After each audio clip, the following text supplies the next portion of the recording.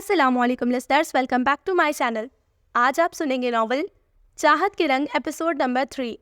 آج کے ایپیسوڈ میں ایک ٹویسٹ آنے والا ہے۔ مہنم کی فیملی والوں کو پتہ چلنے والا ہے کہ مہنم سیفی کے گھر پر ہے، تو آگے کیا ہوگا؟ ایپیسوڈ کافی انٹرسٹنگ ہے، مجھے امید ہے آپ کو پسند آئے گا۔ تو چلیے سٹارٹ کرتے ہیں۔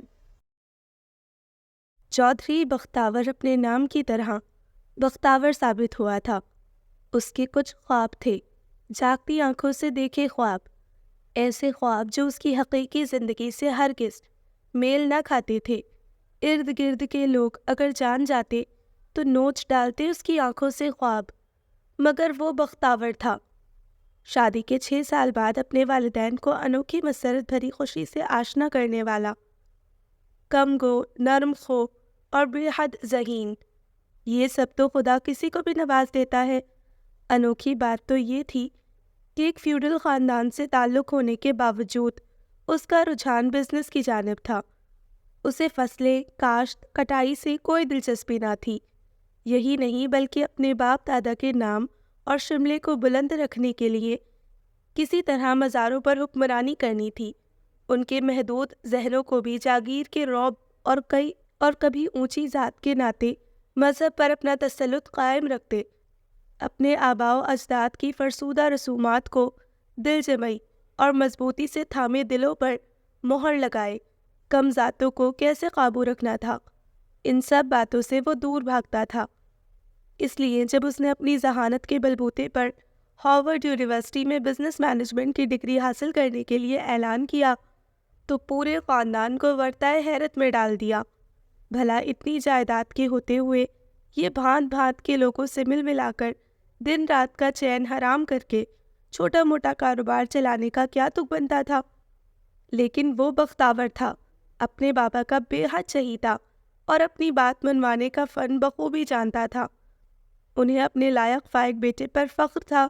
ان کے رشتہ داروں کے اور بیٹے کبڈی میں، کتوں کی لڑائی میں، گھوڑوں کی ریس میں انعام جیت کر آتے تھے، اور ان کا بیٹا ہر سال کلاس میں اول آنے پر ٹرافی یا شیلڈ لاتا تھا۔ اس کے کزنز بعض اوقات اس کا مذاق اڑاتے، لیکن اسے پرواہ نہیں تھی، اور جب ان کے بیٹے کا اخبار میں انٹرویو آیا، فوٹوگرافر نے اس کے پورے صوبے میں میٹرک میں اول آنے پر تصویریں کھینچ کر اخبار میں چھپیں تو خدا بخش کا سینہ اور چوڑا ہو گیا۔ جو فخر و غرور بختاور نے انہیں بخشا تھا کسی کے پاس نہ تھا، تبھی تو وہ اس کی بات بھی مان لیتے جو بظاہر ان کے خاندان میں نہیں ہوتی تھی۔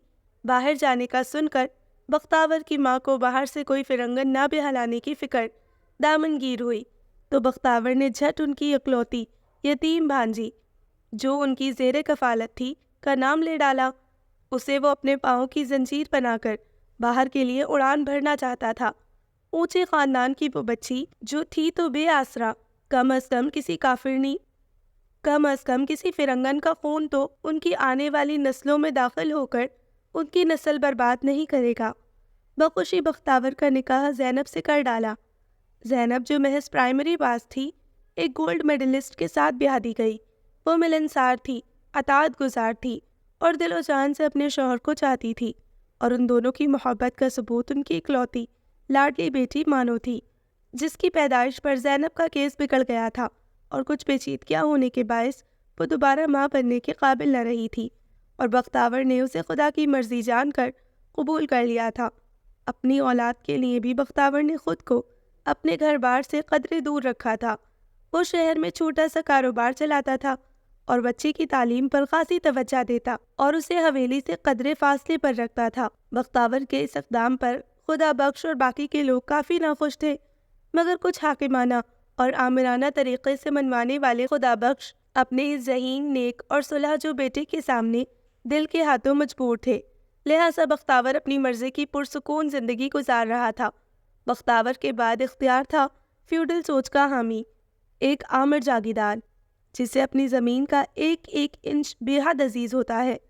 اختیار کی 2 بیٹیاں تھیں، بیٹے کے لیے دوسری شادی کی، لیکن دوسری بیوی نے ایک چوہیا کا بچہ بھی پیدا نہ کر کے دیا، لہٰذا مانو کی داتی بیٹے کی تیسری شادی کی تیاری میں تھی، اور سبھی لوگ اس کے حامی تھے کیونکہ اس خاندان کو ایک وارث کی اشد ضرورت تھی۔ بختاور کی پڑھائی تو اس کو لے ڈوبی تھی، جو بس ایک بیٹی پر قناعت کیے بیٹھ گیا تھا۔ لیکن اختیار ایسی جذباتی اور بے وقوفانہ سوچ ہر کس نہ رکھتا تھا۔ اور سب سے چھوٹی پھپھو گلنار تھی، جن کا نکاح قرآن سے اس لیے کر ڈالا گیا کہ پوری برادری میں ان کے جوڑ کا رشتہ نہ تھا، اور غیر برادری میں بیاہنے کا مطلب جائیداد کا بٹوارا، جو انہیں کسی صورت بھی منظور نہ تھا۔ بختاور گلنار کے لیے کچھ بھی نہ کر پائے تھے، اور حویلی والوں کے اس ظالمانہ فیصلے سے بددل ہو کر انہوں نے حویلی آنا جانا بے حد کم کر دیا تھا۔ مانو ایک ذہین اور خوبصورت بچی تھی، اس کے باپ نے اس کی تربیت ایک پر اعتماد شخصیت کے طور پر کی تھی، اور اس کی ماں نے ایک سلیقہ مند، سلجھی اور اسلام کو صحیح معنوں میں عملی طور پر اپنانے والی لڑکی کے طور پر پرورش کی تھی۔ اس کی شخصیت میں ایک عجب سا نکھار، اعتماد اور سلجھاؤ نظر آتا تھا۔ پھپھو کی گوشہ نشین ہونے کے بعد حویلی آنا جانا بے حد کم ہو گیا تھا۔ بس پھپھو کی یاد ستاتی اور فون پر وہ بے حد اسے یاد کرتی، اور آپ دیدہ ہو جاتی تو وہ کچھ دیر کے لیے ان سے ملاتی، اور ہر بار دل پر ایک بوجھ ہی لے کر آتی تھی۔ مانو کا مستقبل صاف اور سیدھا تھا۔ وہ MBA کر رہی تھی، ایک ذہین اسٹوڈنٹ اور بہت اچھی مقررہ تھی۔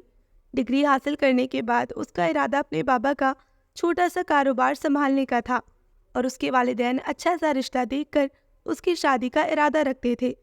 راوی ہر طرف چین ہی چین لکھ رہا تھا، لیکن وقت کب ایک سا رہتا ہے، تقدیر کا وار ہمیشہ پیچھے سے ہی ہوتا ہے، انسان بے خبری میں مارا جاتا ہے۔ چودھری بختاور کا کاروبار آہستہ آہستہ گھاٹے کی جانب بڑھنے لگا تھا۔ حالات کچھ اس طرح کے ہوتے جا رہے تھے کہ وہ اپنی کاروباری سوجھ بوجھ اور ذہانت کے باوجود کاروبار کے گرتے ہوئے گراف کو روک نہ پا رہے تھے۔ اسی پریشانی میں انہوں نے بینک سے قطعی رقم کا لون لیا، اپنے بنگلے کو بھی اسی سلسلے میں گروی رکھ دیا تھا۔ اپنی پریشانی انہوں نے بیوی اور بیٹی سے شیئر نہیں کی تھی۔ انہیں یقین تھا کہ بہت جلد وہ اپنے کاروبار کو سنبھال لیں گے، اور قرض بھی جلد اتر جائے گا۔ باپ سے مدد مانگنا انہیں منظور نہ تھا، یہ ان کی خودداری کے خلاف تھا، اور پھر ان سب کو موقع مل جاتا ان کے فیصلے پر تنقید کرنے کا، اور وہ مجبور کرتے کہ سب کو چھوڑ چھاڑ کر وہ حویلی آن بسے۔ اور اسی دوران چودھری خدا بخش کی اچانک ایک رات ہارٹ فیل ہو جانے سے موت واقع ہو گئی۔ یہ ایک صدمہ تھا جو سب نے سہا۔ اب حویلی کا سارا نظام ان کا چھوٹا بھائی چودھری اختیار سنبھال رہا تھا۔ باپ کی موت کے بعد دوری اور بڑھ گئی۔ ہاں، البتہ وہ ماں سے ملنے کے لیے کبھی کبھار حویلی چلے جاتے تھے۔ مانو اور زینب انہیں کافی دنوں سے ٹینشن میں دیکھ رہی تھی۔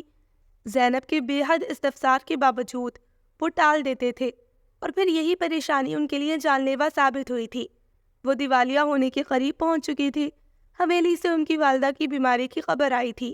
چودھری بختاور اور زینب ماں سے مل کر حویلی سے واپس آ رہی تھی کہ اپنی سوچ اور پریشانی میں گم ان سے قہر بے قابو ہو گئی۔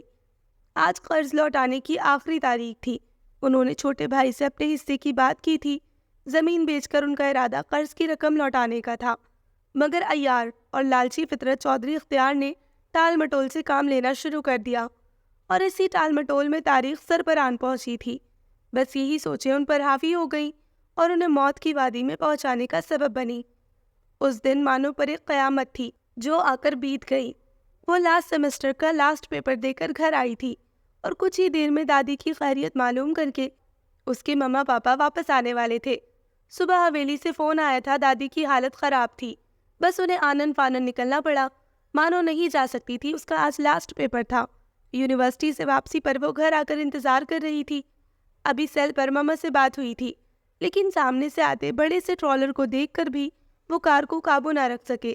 اپنی پریشانی میں غلطاں انہوں نے چونک کر اس وقت سامنے سے آتی موت کا احساس ہوا جب وہ سر پر آن پہنچی تھی۔ ایکسیڈنٹ بے حد برا ہوا تھا۔ گاڑی کا اگلا حصہ بری طرح سے پچک گیا تھا، اور دونوں جائے حادثہ پر ہی دم توڑ گئے تھے۔ مانو کا انتظار تمام عمر کے لیے انتظار ہی رہ گیا تھا۔ تقدیر کے اس پلٹے پر مانو کے ہوش و حواس ساتھ چھوڑ گئے تھے۔ ہوش آیا تو وہ حویلی میں تھی۔ اس کے سیل فون پر اس کے بابا کے فون سے کسی نے کال کی تھی۔ جائے حادثہ پر ان کے کار کے پاس فون گرا پڑا تھا۔ پہلا نمبر جو کہ مانو کا تھا وہ آخری کال تھی، پر اسے کال کر کے یہ دردناک خبر سنائی گئی تھی۔ اس کی چیخیں نکل گئی۔ وہ بے یقین تھی، اور گھر میں تنہا گم ہوتے حواسوں کے ساتھ اس نے حویلی فون کیا تھا، اور پھر اس کے چچا جائے حادثہ پر پہنچ گئے تھے۔ ڈیڈ باڈیز قریبی سول اسپتال لے جائی جا چکی تھی۔ شناخت کروا کر وہ ڈیڈ باڈیز لے کر حویلی چلے گئے تھے اور پھر شہر آ کر مانو کو بھی لے گئے تھے۔ اس کی صورت دیکھ کر اور اجڑی حالت نے پتھر سے پتھر دل کو رلا دیا تھا۔ اس پر بار بار غشی تاری ہو رہی تھی۔ اچانک اتنا بڑا صدمہ، لیکن یہ تو اس کی تقدیر کا دیا پہلا صدمہ تھا، اور پھر وہ پے در پے صدمات کا شکار تھی۔ بلا شبہ وہ مضبوط اعصاب کی پر اعتماد لڑکی تھی، ورنہ آج کل وہ جن حالات کا شکار تھی شاید بزدل ہوتی تو کب کی خودکشی کر چکی ہوتی۔ اس کا زیادہ تر وقت پھپھو کے پاس ان کے نیم تاریک کمرے میں گزرتا۔ وہ اس پر کچھ نہ کچھ پڑھ کر پھونکتی رہتی اور اس کے صبر کے لیے دعا گو رہتی۔ اس کا گھر بینک نے اپنے قبضے میں لے لیا تھا۔ چچا کی زبانی اور پھپھو نے تفصیل سے بتایا تھا کہ بختیور بھائی کا کاروبار خسارے میں تھا اور یہی پریشانی ان کی موت کا سبب بنی تھی۔ مانو کے دل پر ایک اور بوجھ آن پڑا تھا۔ اس کا باپ تنہا خود پر جھیلتا کاروباری پریشانی کو اس دنیا سے چلا گیا۔ اس حویلی اور زمین میں اس کا بھی حصہ تھا، جسے بیچ کر وہ آسانی سے قرض لوٹا کر ہر پریشانی سے چھٹکارا حاصل کر سکتا تھا۔ لیکن حویلی کے اصول اور پھر ایک دن ایک اور بدترین خبر لا کر طلوع ہوا تھا۔ چونکہ برادری میں اس کے جوڑ کا رشتہ نہ تھا، لہٰذا اس کے چچا نے قرآن سے نکاح کا فیصلہ کیا تھا۔ اب ہر قسم کے فیصلے کرنے کا اختیار چودھری اختیار کو حاصل تھا۔ گاؤں میں چودھری بختیور کی زمینوں کو لے کر چین مگوئیاں ہونے لگی تھی، سوال اٹھنے لگے تھے، اور مانو پڑھی لکھی عاقل و بالغ لڑکی تھی۔ ہوا کا رخ بدل رہا تھا۔ اس سے پہلے کہ یہ ہوا آندھی کی صورت اختیار کرے، چودھری اختیار نے بچاؤ کی تدبیر نکال لی تھی۔ تیسری بیوی سے ہونے والی بیٹی ابھی 10 دن کی تھی۔ ابھی تک اللہ نے اسے اولاد نرینہ سے محروم رکھا تھا۔ اگر اس کا ایک دن کا بھی بیٹا ہوتا تو شاید وہ مانو کا نکاح اس سے کر ڈالتا، جائیداد اس کی محفوظ ہو جاتی۔ مانو پر یہ خبر بجلی بن کر گری تھی، تبھی پھپھو نے اس کا ساتھ دینے کا فیصلہ کیا تھا۔ روتی بلکتی مانو کو چپ کرواتے ہوئے انہوں نے پوچھا تھا کہ یونیورسٹی میں کوئی ایسا ہے جو اس وقت اس کا ساتھ دے سکے، وہ رات کے اندھیرے میں اسے اس عذاب سے نکال لے جائے۔ پہلا نام ماہنم کے ذہن میں عاصم کا ہی آیا تھا۔ پھپھو کے کہنے پر اس نے عاصم کو فون کر کے تمام صورتحال سے آگاہ کیا تھا۔ وہ فوراً اس کی مدد کو تیار ہو گیا تھا۔ ماہنم کے حالات جان کر اس کا بس یہی چل رہا تھا کہ وہ اسے سارے زمانے سے چھپا کر خود میں بسا لے۔ وہ بے حد جذباتی ہو رہا تھا۔ ان کے پاس وقت بالکل نہیں تھا۔ آج رات ہی نکلنا تھا۔ وقت اور جگہ کا انتخاب ہو گیا تھا۔ پھپھو نے ہی ماہنم کو رات میں حویلی سے نکلنے میں مدد کی تھی، ساتھ میں ہدایت کی تھی کہ فوراً نکاح کر لے۔ اپنوں کی بے اعتباری کا زخم وہ کھا چکی تھی۔ پھپھو کی تمام ہدایات اپنے پلے سے باندھ کر اور قرآن پاک کے سائے میں وہ حویلی سے رخصت ہو گئی تھی۔ لیکن ہوا کیا؟ آج وہ عاصم کی بجائے سیفی کی منکوحہ بن کر اس کے گھر کے کسی بیڈ روم میں موجود تھی۔ ماہنم جو نیم غنودگی میں تھی، ایک دم اٹھ کر ہچکیوں کے ساتھ رونے لگی تھی۔ اس کے اعصاب کمزور ہو گئے تھے۔ وقتی صدمات نے اسے نڈھال کر کے رکھ دیا تھا۔ صفیہ اس کی حالت سے گھبرا کر کسی کو بلانے کے لیے بھاگی۔ وہ اسے اپنے قریب بھی نہ آنے دے رہی تھی۔ سیفی جو کمرے سے نکل رہا تھا، گھبرائی ہوئی صفیہ کو دیکھ کر فوراً اس کے کمرے میں آیا تھا۔ تب تک وہ بیڈ سے اتر کر کمرے سے نکلنے والی تھی، اسی لیے تیزی سے آتے سیفی سے ٹکرا گئی۔ چھوڑو میرا راستہ، مجھے یہاں نہیں رہنا، مجھے کہیں پر بھی نہیں رہنا، مجھے اپنے ماما پاپا کے پاس جانا ہے۔ روتے ہوئے وہ بضد ہوئی تھی۔ اس وقت وہ بالکل ہوش و حواس میں نہیں تھی، ورنہ سیفی کے سامنے وہ یوں کبھی نہ آتی۔ دوپٹہ ندارت ریشمی سلکی بال پوری طرح سے کھل کر اس کی کمر کو ڈھکے ہوئے تھے۔ اس کا نازک وجود دوپٹے کے بغیر نمایاں ہو رہا تھا۔ وہ ہمیشہ دوپٹے کو سر پر اوڑھ کر رکھتی تھی۔ سیفی کو تو یہ بھی معلوم نہیں تھا کہ اس کے بال اتنے لمبے اور اتنے خوبصورت ہیں۔ اس نے اس کے دلکش سراپے سے نظریں چراتے ہوئے اسے قابو کرنا چاہا۔ آرام سے، آرام سے، چھوڑو مجھے جانا ہے میرے ماما پاپا کے پاس۔ اس نے جھٹکے سے خود کو سیفی سے چھڑاتے ہوئے تیزی سے کمرے سے نکلنا چاہا۔ سیفی نے بھی اسی تیزی سے اس کی نازک کلائی تھامی تھی۔ چھوڑو مجھے نہیں رہنا تم جیسے کمینے انسان کے پاس، چھوڑ دو ورنہ میں اپنی جان لے لوں گی۔ آنکھیں بند کرتے ہوئے وہ زور سے چلائی تھی، تبھی سیفی نے سختی سے پکڑ کر اسے بیڈ کی جانب دھکیلا۔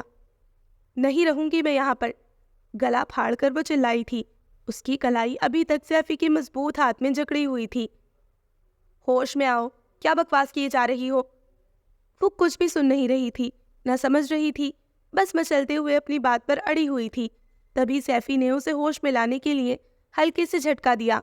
تبھی وہ جھول کر اس کے قریب آئی اور پھر اس کے حواس کام کرنا چھوڑ گئے۔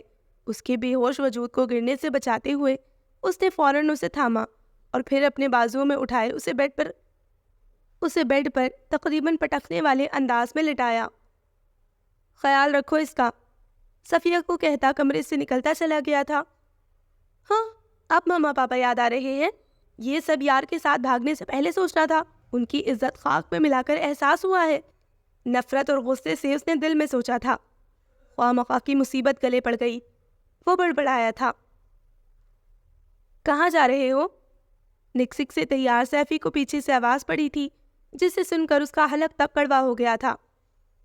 دوستوں کی طرف۔ پلٹے بغیر جواب دے کر اس نے آگے کی جانب قدم بڑھایا، جبھی وہ فوراً بولے تھے، رکو، تم باہر نہیں جا سکتے۔ مگر کیوں؟ انداز میں خودسری نمایاں تھی۔ جو کارنامہ تم نے سر انجام دیا ہے، اس کے بعد یہ کیوں جیسے سوال پوچھنے کی ضرورت تو نہیں رہتی۔ قریب آ کر انہوں نے جتاتے ہوئے کہا تھا، بٹ دیکھو، جب تک یہ مسئلہ حل نہیں ہو جاتا تمہیں یہی رہنا ہے۔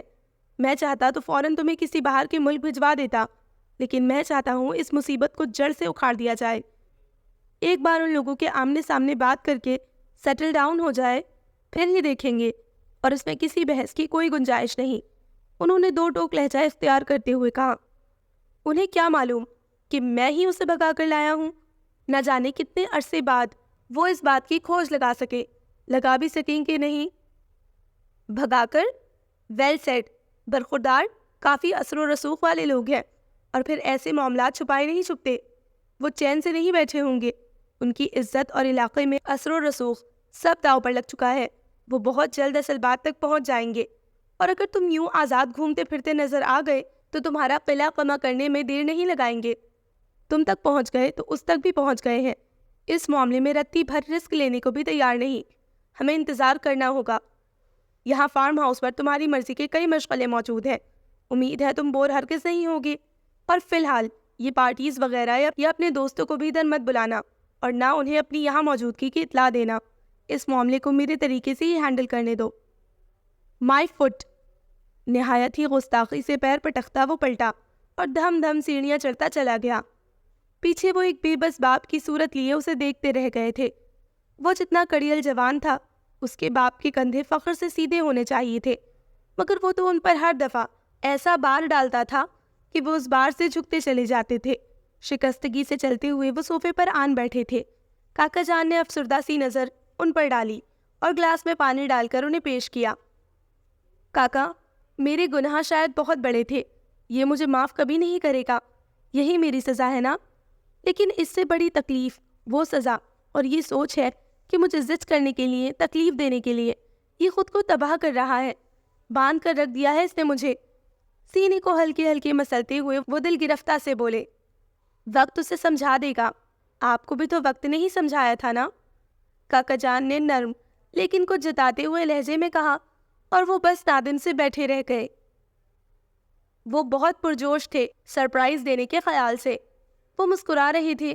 انہوں نے کلائی پر بندھی گھڑی میں وقت دیکھا۔ آج جمعرات ہے، اسفن کو اسکول میں ہاف ڈے پر چھٹی ہوگی، اور کل ویسے ہی چھٹی ہوگی، اور ایک چھٹی تو میں نے ہفتے کی کر ہی لی ہے۔ ہمارے پاس تقریباً 2 دن ہے۔ آج ہی تیاری کر کے کسی ہل اسٹیشن کو نکل جائیں گے۔ اسپند اور زیبا کو میں بالکل وقت نہیں دے پا رہا۔ کم از کم یہ 2 دن مکمل طور پر ان کے ساتھ انجوائے کرتے گزاروں گا۔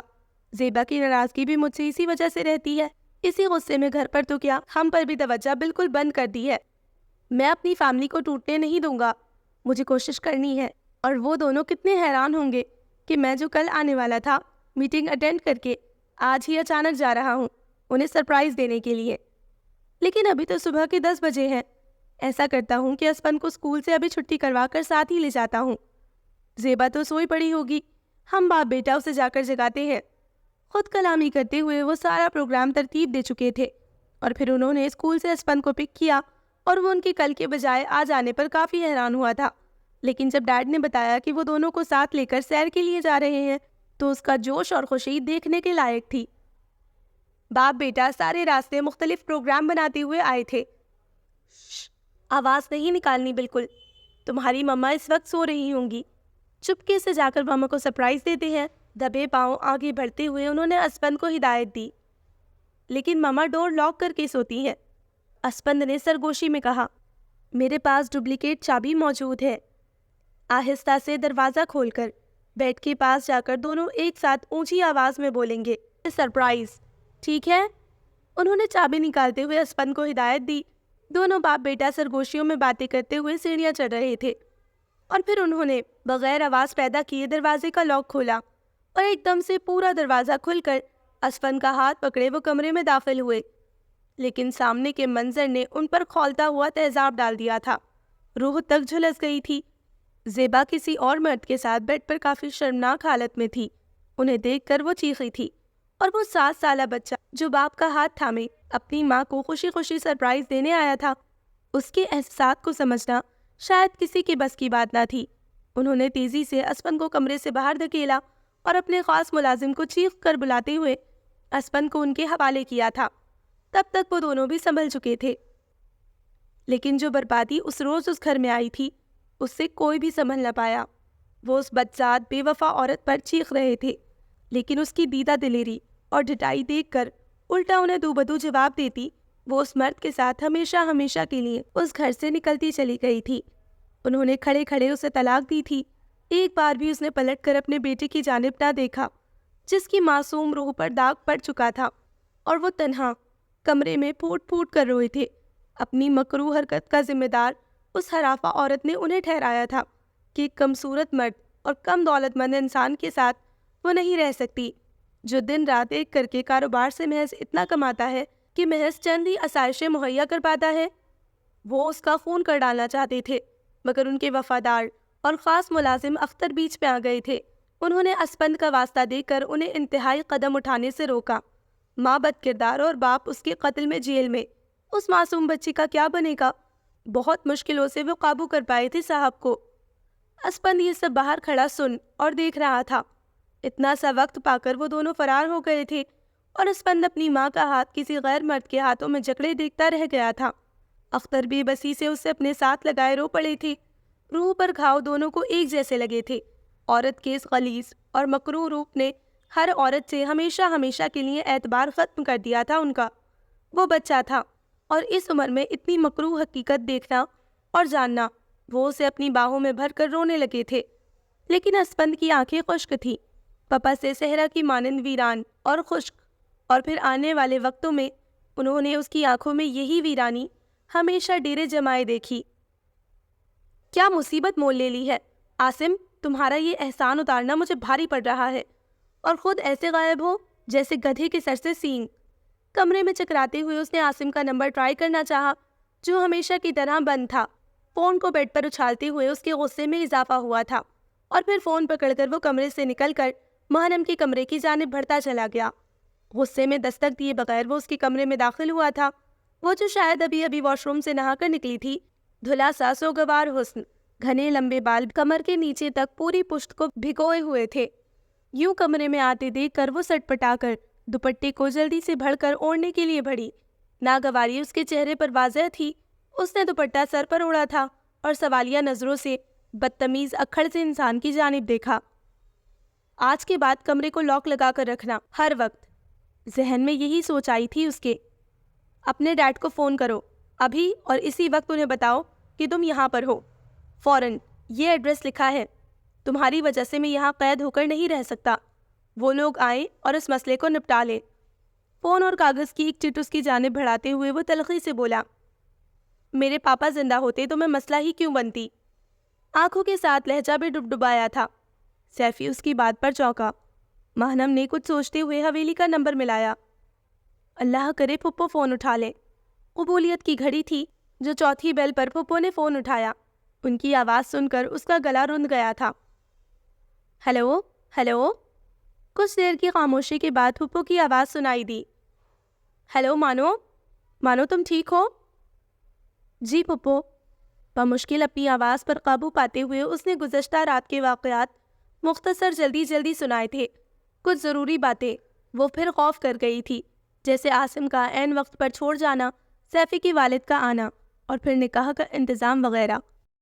اس نے بس اتنا بتایا کہ اس کا سیفی کے ساتھ نکاح ہو گیا ہے اور وہ ٹھیک ہے، اور پھر اس نے سیفی کا پتہ انہیں بتا دیا تھا۔ فون بند ہونے پر سیفی اپنا سیل فون لے کر بنا کچھ کہے اس کے کمرے سے نکلتا چلا گیا تھا، اور وہ خاموشی سے بیڈ پر ٹک گئی تھی۔ جس مشکل میں وہ پھنس چکی تھی، اس سے نکلنے کی راہ اسے سوچ نہیں رہی تھی۔ وہ بی بی جی، نیچے آئے ہیں، وہ صاحب آپ کو بلا رہے ہیں۔ شام کو صفیہ نے قدرے بوکھلائے سے انداز میں آ کر مہنم کو اطلاع دی تھی۔ تو کیا پھپھو نے فوراً ہی بتا دیا؟ وہ حیرت سے سوچ کر رہ گئی، اور پھپھو کا فوراً ایڈریس دینے کی اسے سمجھ نہ آئی، لیکن پھر بھی وہ چادر میں خود کو چھپائے اندر سے حوصلہ مجتمع کرتی دھیرے دھیرے سیڑھیاں اترتی ہوئی نیچے آئی تھی۔ وہاں پر بہت سارے لوگ جمع تھے جو یقیناً فوری طور پر بلائے گئے تھے۔ سب کی موجودگی کے بعد ہی اسے نیچے آنے کے لیے کہا گیا تھا۔ وکیل، نکاح خواں، سیفی کے ڈیڈ کے جاننے والے صحافی، چند ایک اور با اثر شخصیت، سیفی، اس کے ڈیڈ، چچا اور ان کے 4 مسلح دار گارڈ براجمان تھے۔ کاکا جان بھی ایک طرف خاموشی سے کھڑے تھے۔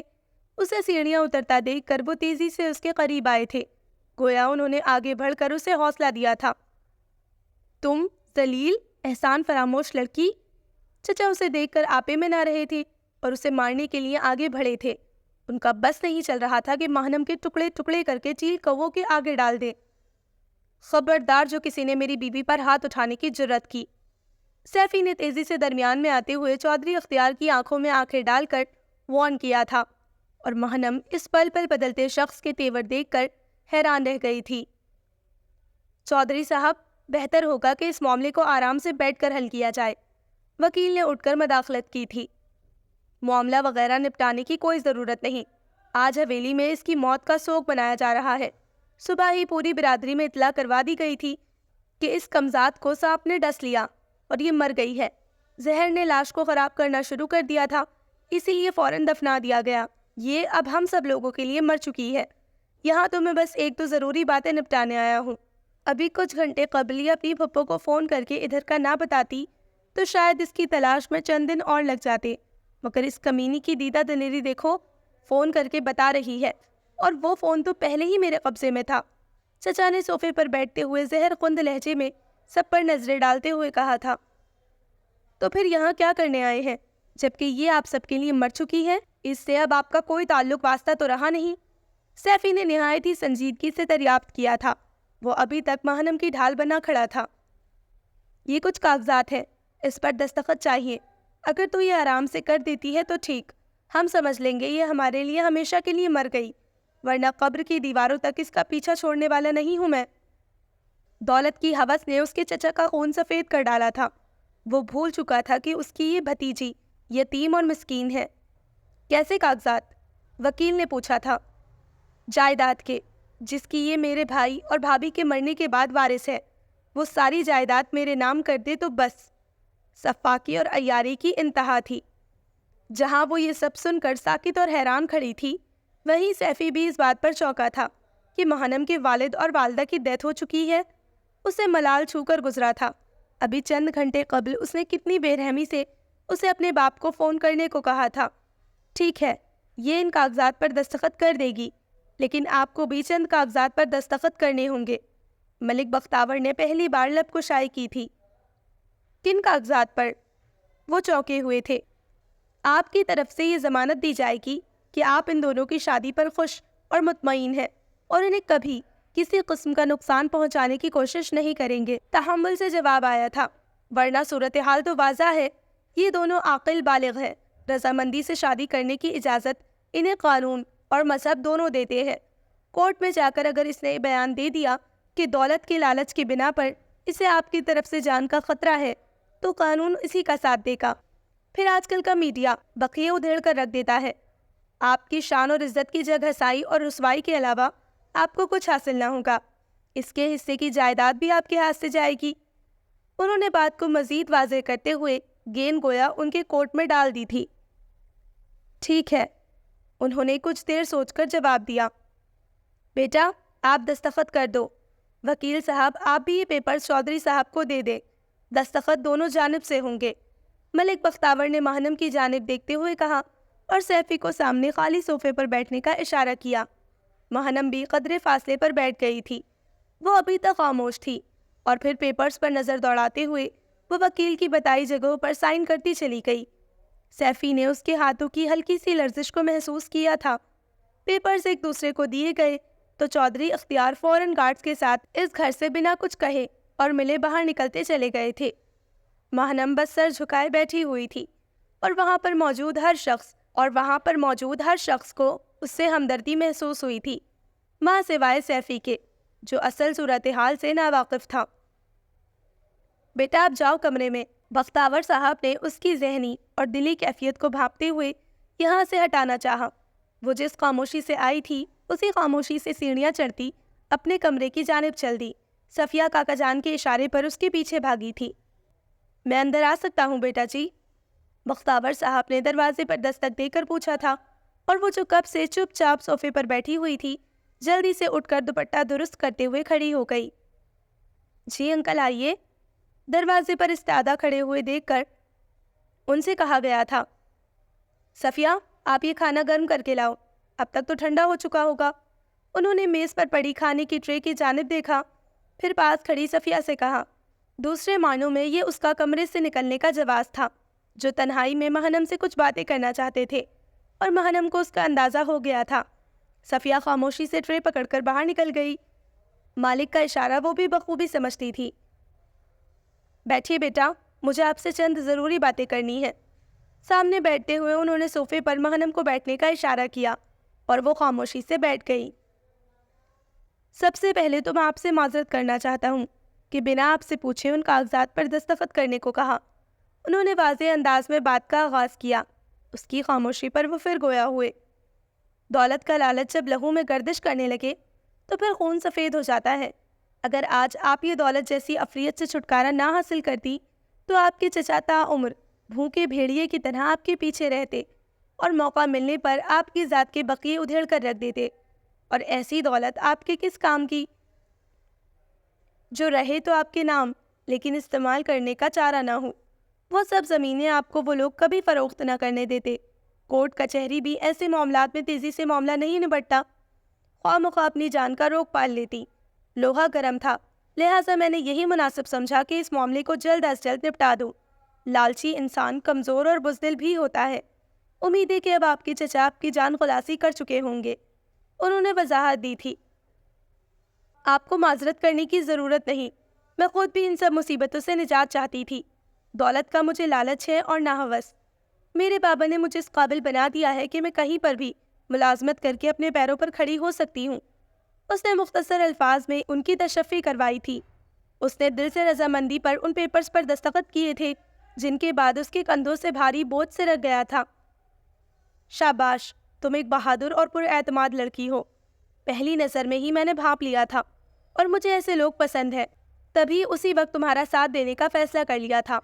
میں تمہارے والد کی جگہ پر ہوں اور اس ناطے سے تمہیں مشورہ دینے کا حق رکھتا ہوں۔ مستقبل کے بارے میں میرے پاس تمہارے لیے مخلصہ تجویز ہے، اگر تم مناسب سمجھو تو اس پر عمل کرو، ورنہ اگر تمہارے ذہن میں کوئی پلاننگ ہے تو بھی مجھے بتاؤ۔ تم اپنے فعل میں آزاد ہو۔ میں تمہیں صرف یہ باور کروانا چاہتا ہوں کہ تم یہاں رہ کر بھی کسی قسم کی پابندی کا شکار نہیں ہو۔ انہوں نے ملامیت سے کہا تھا۔ جی انکل، میرا ارادہ کسی گرلز ہاسٹل میں شفٹ ہونے کا ہے اور کوئی نوکری کرنے کا۔ اس نے جلدی سے اپنا خیال بیان کیا تھا۔ 100% یقین تھا مجھے تم سے کسی ایسی ہی بات سننے کا۔ وہ نرمی سے مسکرائے تھے۔ میرے سوالات تمہیں برے اور تلخ لگیں گے، لیکن ان کا جواب مجھ سے زیادہ تمہیں ڈھونڈنا بے حد ضروری ہے۔ اس کے جواب کے لیے وہ ایک پل رکے تھے۔ جی انکل پوچھئے، میں آپ کی کسی بھی بات کا برا نہیں مانوں گی۔ ایسی مشکل گھڑی میں مجھ انجان لڑکی کا جس طرح آپ نے ساتھ دیا ہے، میں آپ کی احسان مند ہوں۔ ان کے ٹھہرنے پر وہ جلدی سے بولی تھی۔ خیر، وہ صرف تمہاری مدد تو نہیں تھی، اس میں میری اپنی ذاتی غرض بھی شامل تھی، لہٰذا تمہیں چندہ میرا احسان مند ہونے کی ضرورت نہیں۔ اور جس ذاتی غرض کی طرف ان کا اشارہ تھا وہ اس سے پہلو تہی کیے بیٹھی تھی، اس لیے وہ خاموش ہی رہی تھی۔ تم گرلز ہاسٹل اور نوکری کرنے کی بات کر رہی ہو اور جن حالات سے دوچار ہو کر نکلی ہو، مجھے یقین ہے کہ تمہارے پاس انکم کے نام پر کچھ بھی نہیں ہوگا۔ ایسے میں ہاسٹل کا خرچہ اور نوکری کون سی تمہیں پلیٹ میں سجی مل جائے گی، اس میں بھی محنت اور صبر کی ضرورت رہے گی، تو یہ سب کیسے ہوگا؟ انہوں نے سنجیدہ لہجے میں پوچھا تھا۔ میری کچھ یونیورسٹی فیلوز ہیں اس شہر میں ان سے ادھار لے کر ہاسٹل شفٹ ہو جاؤں گی اور پھر نوکری کی تلاش اور اس سلسلے میں بغیر ہمدردی اور سفارش کے اگر آپ کے آفس میں مجھ لائق کوئی نوکری ہو تو مجھے ضرور بتائیے گا، یہ ایک اور احسان ہوگا آپ کا۔ اس نے ان کے سوالات کا سنجیدگی سے جواب دیا تھا، جس کے بعد وہ ہلکا سا قہقہہ لگا کر ہنس پڑے۔ میں تمہیں ایک پریکٹیکل لڑکی سمجھتا تھا، لیکن تمہارے جواب میں بے حد جذباتی پن نمایاں ہو رہا ہے۔ تم صرف ایک نقطے پر سوچ رہی ہو اور بہت ساری اہم باتوں کو یکسر نظر انداز کر رہی ہو۔ ان کی بات پر اس نے تہفیمی نگاہوں سے ان کی جانب دیکھا۔ تمہارے چچا جو جائیداد لے کر یہاں سے گئے ہیں وہ اصل میں تمہاری تھی، تمہارا حق تھا، اور پھر اس طرح کی بے عزتی وہ یہ سب بھولنے والے نہیں ہیں۔ وہ اپنے سر پر تمہارے نام کی تلوار لٹکا کر نہیں رکھنے والے جب تک انہیں یقین نہ ہو جائے کہ تم ان کے لیے کبھی بھی کسی بھی قسم کا کانٹا ثابت نہیں ہوگی، اور یہ یقین انہیں وقت دلائے گا۔ ابھی لوہا گرم ہے اور تم خود یہ سب کر کے ان کے لیے آسان شکار بن رہی ہو۔ وہ تم پر کچھ عرصہ نظر ضرور رکھیں گے اور یوں تنہا پا کر یقیناً تمہیں جان سے مارنے کی کوشش کریں گے۔ پھر ایک تنہا لڑکی کے لیے یہ پورا معاشرہ اس جنگل کا روپ دھار جاتا ہے جس میں ہر سو خوخار بھیڑیے پائے جاتے ہیں، مختلف روپ دھار کر۔ بہت مشکل ہے کہ فوری نوکری تمہیں تمہاری قابلیت دیکھ کر نہیں دی جائے گی۔ تمہاری خوبصورتی کو ہر کوئی کیش کرانا چاہے گا۔ میں معذرت چاہتا ہوں بیٹا، مگر حقیقی رخ دکھانا چاہتا ہوں تمہیں، یہ بے حد ضروری ہے۔ میری باتیں تلخ ہیں مگر یہی سچ ہے۔ میری کوئی بیٹی نہیں، اگر ہوتی تو تمہاری عمر کی ہوتی۔ انہوں نے کچھ دیر کا توقف کیا، وہ بغور انہیں سن رہی تھی۔ سیفی کا حوالہ محض اس مسئلے کے حل کے سوا کچھ نہ تھا۔ میں تمہیں یا سیفی کو اس رشتے کو قائم رکھنے کے لیے کبھی مجبور نہیں کروں گا، یہ میرا وعدہ ہے۔ اس معاملے میں تم دونوں خود مختار ہو۔ میں نے تمام پہلوؤں پر غور کیا اور میرے پاس تمہارے لیے تجویز ہے یا مشورہ سمجھ لو، لیکن یہ محض مشورہ ہے۔ تم اس کے باوجود اپنے فیصلے کرنے میں مکمل طور پر آزاد ہو۔ وہ کچھ لمحے کے لیے رکے۔ جی انکل، بتائیے، کسی نتیجے پر پہنچتے ہوئے اس نے کہا۔ وہ اب صحیح نہج پر سوچ رہی تھی۔ انہیں اطمینان ہوا۔ ان کی تجویز اس نے خاموشی سے سنی تھی۔ اسے ان کی تجویز قبول تھی، مگر ایک شرط پر، جسے سن کر انہوں نے نفی میں سر ہلایا تھا، مگر کچھ پس و پیش کے بعد وہ اپنی بات منوا چکی تھی۔ دو ضدیوں سے پالا پڑ گیا ہے میرا تو، وہ بے بسی سے بولے تھے۔ اوکے ٹھیک ہے۔ اس کے سر پر دھیرے سے دستے شفقت رکھتے ہوئے وہ اس کی بات قبول کر چکے تھے، اور پھر وہ اس کے کمرے سے چلے گئے، اور ماہنم نے سینے سے ایک لمبی سانس خارج کی اور یوں ہی بیڈ کے ساتھ ٹیک لگا کر آنے والے وقت کے بارے میں سوچنے لگی تھی۔ وہ کئی مرتبہ عاصم کا نمبر ٹرائی کر چکی تھی، لیکن وہ ہر بار بند ہی جا رہا تھا۔ عاصم کے رویے نے اسے بہت ہرٹ کیا تھا۔ جو بھی بات تھی وہ ایک بار اس سے کہتا تو صحیح۔ بارہا اسے خیال آیا تھا کہ کہیں اس کے چچا نہیں مشکل میں نہ ڈال دیا ہو اسے، لیکن پھر اس نے اپنے ہی خیالات کی تردید کر دی، کیونکہ وہ تو اول روز سے ہی گدھے کے سر سے سینگ کی طرح غائب ہو چکا تھا۔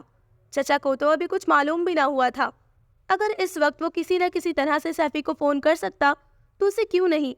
اس سے تو اچھا سیفی تھا جس نے محض اس کا احسان اتارنے کے لیے اپنی جان جوکھم میں ڈالی اور پھر مفت میں گلے میں پڑنے والی آنت یعنی ماہنم کی ذمہ داری بھی نبھائی، ورنہ بیچ سڑک پر اتار کر چلتا بنتا۔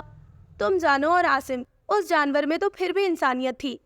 ماہنم دل سے اٹھنے والی آواز کو دبا کر بھی دبا نہ پائی تھی، اور شدید ناپسندیدگی کے باوجود سیفی کی مشکور تھی، ورنہ اس وبال میں پھنس کر آج جانے اس کا کیا حشر ہو چکا ہوتا۔ فجر کی نماز ادا کر کے دھیرے دھیرے سیڑھیاں اترتی وہ نیچے آئی تھی۔ نماز پڑھ کر اس نے خاص طور پر اپنے استحکام کی دعا کی۔ اس کا خیال تھا کہ ابھی شاید سبھی سوئے ہوں گے، ماں سوائے نوکروں کے۔ صفیہ بہت سویرے اس کے کمرے میں آئی تھی۔ وہ چاہ رہی تھی کہ اس سے گھر کے معاملات کے متعلق جانے، لیکن سیفی اس وقت بلیک بنیان اور بلیک ٹراؤزر میں جاگنگ کر کے اندر آ رہا تھا۔ جب وہ سیڑھیاں اتر کر نیچے آئی، وہ اسے نظر انداز کی کچن کی جانب چلا گیا۔ وہ انگلیاں چٹخاتی ایک پل کو وہاں ٹھہر گئی کہ اب کیا کرے۔ بیٹا رانی، اس وقت ناشتے کی تیاری ہو رہی ہے، آپ آ جائیے ادھر کچن میں۔ کاکا جان نے مؤدب انداز میں آ کر اسے مخاطب کیا اور اس کے داہنے جانب بنے کچن کی جانب اشارہ کیا۔ یقیناً بختاور صاحب کاکا جان کو اس کے اور اپنے درمیان ہوئی گفتگو سے آگاہ کر چکے تھے، اسی لیے آپ اتنی صبح یہاں کیا کر رہی ہیں یا کچھ چاہیے وغیرہ جیسے سوالات پوچھنے کی بجائے اصل بات کی تھی۔ وہ کچن کی جانب بڑھ گئی۔ کتنا مشکل ہوتا ہے انچاہی جگہ پر ایڈجسٹ کرنا۔ جبکہ آپ بھی سب کے لیے غیر متوقع اور انچاہے ہوں۔ زندگی اس کے لیے ہر موڑ پر چیلنجز لے کر آ رہی تھی اور اسے ہر چیلنج کو قبول کرنا تھا۔ یہ وہ فیصلہ کر چکی تھی، اسے اپنے ماما پاپا، خاص طور پر پاپا کی تربیت کو شرمندہ نہیں ہونے دینا تھا۔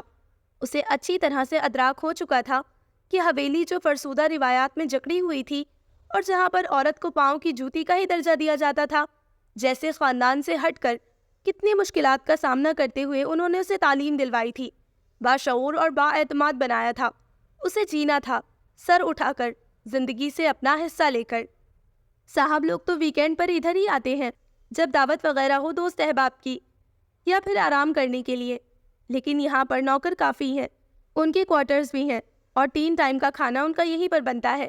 وہ لوگ صبح سویرے ہی اپنے کاموں میں مصروف ہو جاتے ہیں، اسی لیے ناشتہ بھی صبح سویرے بننا شروع ہو جاتا ہے۔ صفیہ اور اس کا خاوند شکور بناتے ہیں کھانا، میں گھر کے انتظامات دیکھتا ہوں۔ کاکا جان نے اسے تفصیل سے بتایا۔ کچن کافی کشادہ اور انگلش طرز کا بنا ہوا تھا۔ کچن سے متعلق ہر قسم کی جدید مشینری وہاں پر سیٹ ہوئی نظر آ رہی تھی۔ فریج بھی کافی بڑی اور ڈبل ڈور تھی۔ ہر چیز صاف ستھری اور سلیقے سے بھری ہوئی تھی۔ نوکروں کے ہاتھ میں انتظام ہونے کے باوجود کچن میں کسی قسم کی گندگی اور پھیلاوے کا شائبہ تک نہیں تھا۔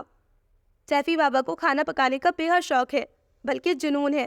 وہ کسی بھی وقت آ کر کچھ نئی ڈشز ٹرائی کرتے ہیں اور کچن میں کسی بھی قسم کی گندگی یا بد سلیقی ان کے مزاج کے خلاف ہے، اسی لیے یہ سب ہائی الرٹ رہتے ہیں، اس کا کونا کونا چمکا کر رکھتے ہیں۔ چمچم کرتے کچن کو توصیفی نظروں سے دیکھتی ماہنم کو کاکا جان نے مسکراتے ہوئے اطلاع دی تھی، جس پر وہ حیران ہوئے بنا نہ رہ پائی تھی، لیکن اپنی حیرت اس نے کسی پر ظاہر نہیں ہونے دی۔ آہستہ آہستہ آپ یہاں کے بارے میں سب کچھ جانتی جائیں گی، ابھی آپ ڈائننگ ٹیبل کی طرف چلیے، میں ناشتہ لگوا دیتا ہوں۔ کاکا جان نے اسے خاموش کھڑے دیکھ کر کہا، کیا آپ وہی ناشتہ کرتے ہیں؟ وہ نرمی سے مخاطب ہوئی تھی۔ نہیں بٹیا رانی، ہم تو یہیں پر، کاکا جان نے مسکراتے ہوئے بتانا چاہا۔ تو پھر میں بھی یہیں پر کروں گی، ماہنم نے ان کی بات کاٹتے ہوئے جلدی سے کہا۔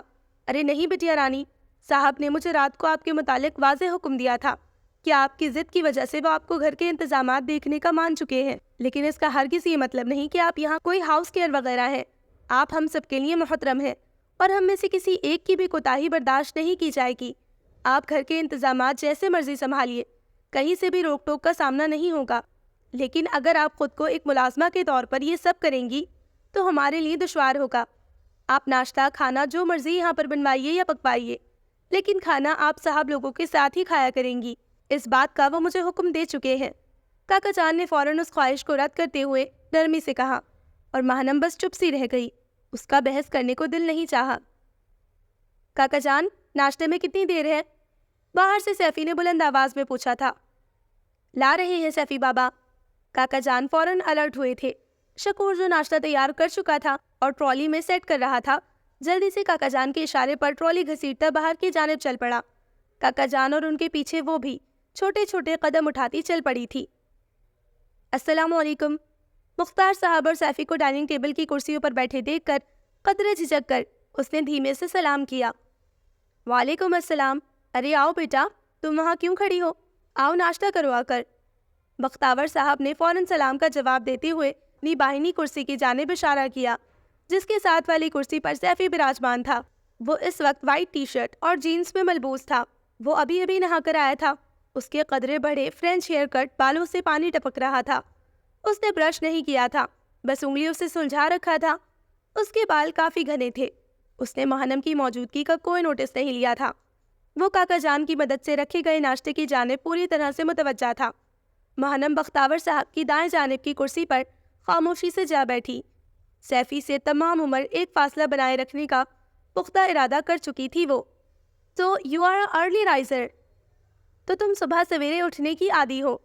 انہوں نے یوں ہی بات کرتے ہوئے پوچھا۔ جی سر، فجر کی نماز پڑھنے کے بعد مجھے نیند نہیں آتی، اسی لیے نماز پڑھ کر میں اپنی جاب کو جوائن کرنے آ گئی۔ اس نے دھیرے سے جواب اور کچھ واضح کرنا چاہا۔ سیفی نے جاب کا سن کر باپ کی جانب سوالیہ نظروں سے دیکھا۔ ماہنم کی ضد پر یہ جب تک یہاں رہے گی ہاؤس کیپر کی جاب کرے گی، ورنہ انہیں یہاں رہنا کسی قیمت پر بھی منظور نہیں، اور یہ تمہاری طرح ہی ضدی ہے، بات منوا کر ہی دم لیتی ہے، انہوں نے سیفی کو جواب دیا۔ اس کا چہرہ سپاٹ رہا۔ لیکن آنکھوں میں ابھرنے والی بے چینی کی لہر ان سے مخفی نہیں رہی تھی۔ اور بیٹا، آپ مجھے سر نہیں بلکہ انکل کہا کریں، انہوں نے ماہنم کی جانب متوجہ ہوتے ہوئے کہا۔ دیٹ از مائی آرڈر، یہ میرا حکم ہے۔ ماہنم کے چہرے پر ابھرنے والی ششوپنج کی کیفیت دیکھ کر انہوں نے اگلا جملہ سنجیدگی اور دو ٹوک انداز میں کہا تھا۔ جی سر، میرا مطلب ہے انکل۔ ان کے گھورنے پر وہ گڑبڑا کر جلدی سے بولی تھی۔ عاصم کے گھر کے باہر میں نے ایک بندے کی ڈیوٹی لگوا دی ہے، جیسے ہی وہ لوگ آئیں گے ہمیں اطلاع مل جائے گی۔ عاصم سے مل کر میں اس ذمہ داری کو اس کے حوالے کر کے خود بھی اس قید سے آزاد ہونا چاہتا ہوں۔ کسی کو بھی براہ راست نہ دیکھتے ہوئے ناشتے میں مصروف اس نے کہا تھا۔ عاصم سے مجھے کوئی سروکار نہیں، آپ کو یہ ذمہ داری اس کے حوالے کرنے کی کوئی ضرورت نہیں۔ چند مہینوں میں جب حالات سازگار ہو جائیں گے تو میں خود ہی کسی ویمن ہاسٹل میں شفٹ ہو جاؤں گی۔ بیچ راستے میں چھوڑ جانے والے لوگ بزدل ہوتے ہیں اور مجھے بزدل لوگ بالکل پسند نہیں۔ ایسوں کو میں اپنا دوست تو کیا، جاننے والا بھی نہیں مانتی۔ وہ پر اعتماد لہجے میں بولتی چلی گئی۔ انکل، اگر آپ کی اجازت ہو تو میں پورا گھر دیکھنا چاہوں گی تاکہ مجھے معلوم ہو سکے کہ کہاں پر کس چیز کی ضرورت ہے۔ وہ نیپکین سے ہاتھ اور منہ صاف کرتے ہوئے اٹھ کھڑی ہوئی تھی اور ان کا اس بات میں ہلتا سر دیکھ کر پر اعتماد چال چلتی صفیہ کو کچن سے بلا کر اس کے ساتھ گھر دیکھنے کا ارادہ کرتی کچن کی جانب بڑھ گئی تھی۔ اس کی بات پر سیفی نے غصے سے نیپکین پٹکا تھا اور تیزی سے ناشتہ کرنے لگا تھا۔ سنانے کو تو وہ اس کو کھری کھری سنا سکتا تھا، مگر نہ جانے کیوں خاموش ہی رہا تھا۔ بختاور صاحب نے لبوں پر آنے والی بے اختیار مسکراہٹ کو چھپانے کے لیے انہوں نے جلدی سے فریش ایپل جوس کا گلاس لبوں سے لگا لیا تھا۔ تم شیر ہو تو وہ شیرنی ہے بیٹا جی، ٹکر کا مقابلہ رہے گا۔ دل میں وہ بگڑے موڈ کے ساتھ ناشتہ کرتے بیٹے سے مخاطب ہوئے تھے۔ So listeners, this was the end of the چاہت کے رنگ ایپیسوڈ نمبر 3۔ جلد ملتے ہیں 4th ایپیسوڈ کے ساتھ، تب تک اپنا خیال رکھیں، دعاؤں میں یاد رکھیں۔ اللہ حافظ۔